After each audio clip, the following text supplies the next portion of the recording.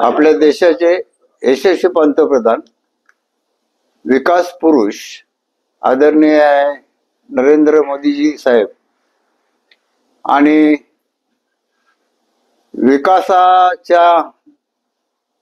विकासाला प्रथम प्राधान्य देणारे म्हणून ओळखले जाणारे महाराष्ट्राचे जनता ज्यांच्याकडे पाहते ते महाराष्ट्र राज्याचे लाडके मुख्यमंत्री देवेंद्रजी फडणवीस साहेब, महाराष्ट्र राज्याचे वने मंत्री, जिल्ह्याचे संपर्क प्रमुख आदरणीय गणेशजी नाईक साहेब, देशाचे माजी केंद्रीय मंत्री कपिल पाटील साहेब, ठाणे जिल्ह्याचे माजी पालकमंत्री गणेशजी नाईक साहेब, कार्यसम्राट सन्माननीय आमदार कथोरे साहेब, माजी आमदार नरेंद्र पवार आणि विशेष म्हणजे माझे परम मित्र रवींद्र चव्हाण साहेब आणि सध्याचे महाराष्ट्र प्रदेशचे विद्यमान अध्यक्ष रवींद्र चव्हाण साहेब यांच्या शब्दाखातर यांच्या नेतृत्वावर विश्वास ठेवून मी खऱ्या अर्थाने भारतीय जनता पार्टीमध्ये प्रवेश केला।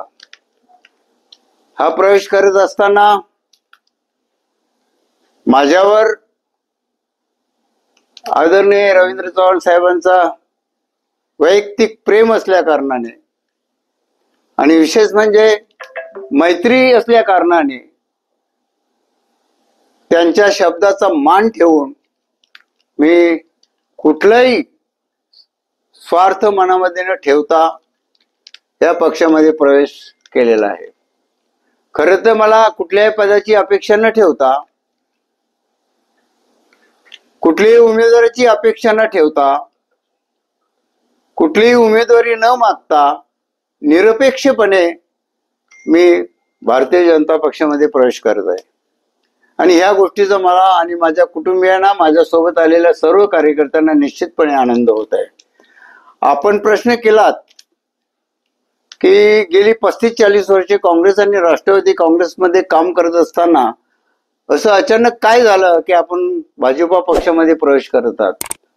मी त्याला तुमच्या आजूबाजूला घडणाऱ्या घटना पाहण्यासाठी इंडियन टीव्ही न्यूज यूट्यूब चॅनलला लाईक, शेअर, सबस्क्राईब करा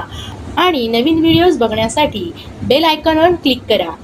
आपल्या परिसरातील बातम्या आमच्यापर्यंत पोहोचवण्यासाठी स्क्रीनवर दिलेल्या क्रमांकावर संपर्क साधू शकता। 9320420420